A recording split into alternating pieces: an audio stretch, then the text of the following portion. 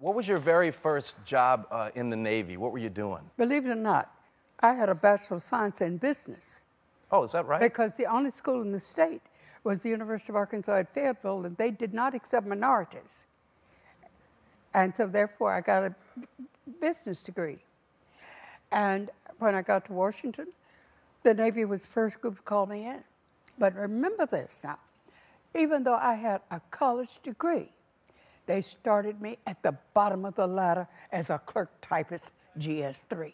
So 2 weeks later, things happened to me in twos. For some reason, all of the engineers called in sick.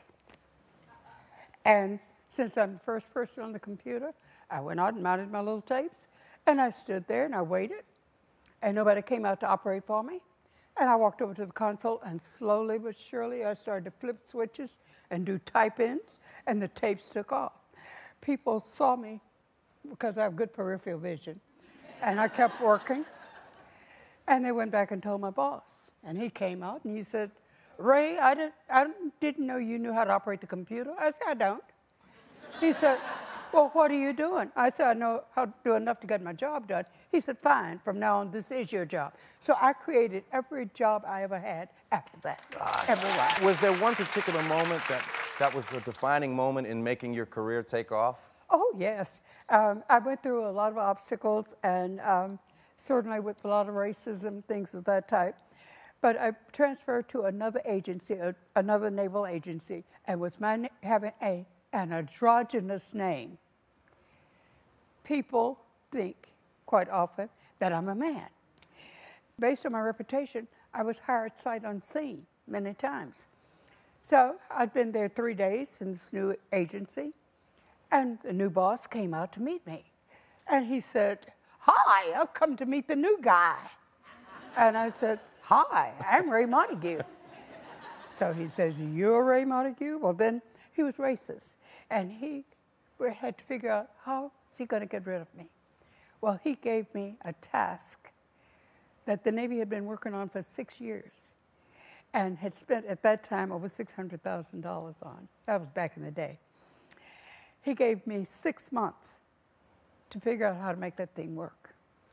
Well, I met the deadline, and then I said, "Give me a true ship to design." He said, "Oh, nobody's going to give you a ship." I said, "You mean as hard as I've worked on this stuff, nobody's going to use it?" He said, "Oh, no, it was supposed to be an impossible task, and nobody thought anybody could do it." I'm ticked off, but I'm calm. And I go back to I'm terrified right now, by the way. Just 2 weeks later, remember I told you things happened to me in twos. President Nixon was in office. And it normally takes 2 years to do a rough draft of a ship. He gave the Navy 2 months instead of 2 years. The admirals came and they gave me 1 month. And That's they said, impossible. "Can you do it?"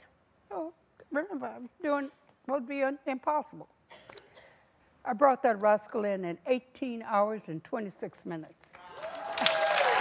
oh my God. Now, you think that didn't turn my career around? Wow. You're not kidding. Miss Raye, I have to tell you,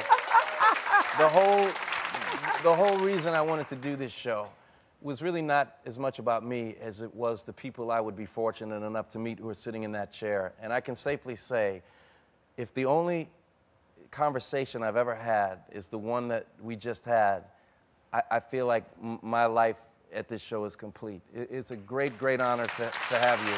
Thank you. A great, great honor. Thank you.